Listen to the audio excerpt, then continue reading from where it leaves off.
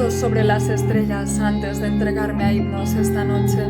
Estaba despistada entre tantos libros de poesía cuando me he encontrado tu mano sobre mi vientre. Me he abstenido de luchar y me he rendido, porque hay algo en la constelación de tus ojos que me lleva a una supernova. Y luego despliegas todos tus brazos y me acaricias con tus tentáculos. Y yo me siento esculpida por Shiva. No tengo ni idea de en qué morada predicas, pero tus sacramentos convencen a todas las capas de mi serpiente.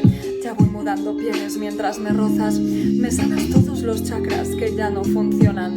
Me rindo ante las ramas de los árboles a los que tú invocas y entorno mi tronco para que lo cortejes con tu corteza de roble. Somos raíces que extienden el ritmo de sus tambores, dos troncos corintios emitiendo voces, cuerpos que pesan el uno sobre el otro. Respiro a 1000 por hora la velocidad ultrasonora de los bosques. Tú y yo somos bailarines de la corte de los fresnos.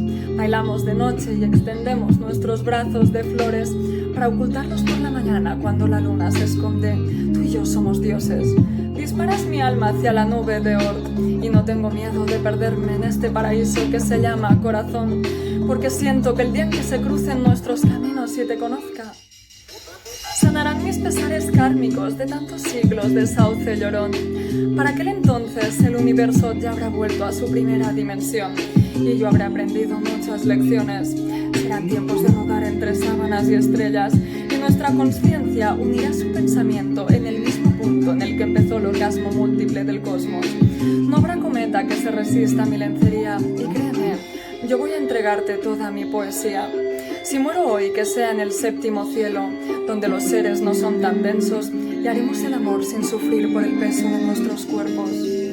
Deja que la energía magnética de otras dimensiones bendiga nuestros sexos. No busques eyacular tus pensamientos sobre mi cuenco. Solo fluye y déjate llevar por la barca de la Vía Láctea.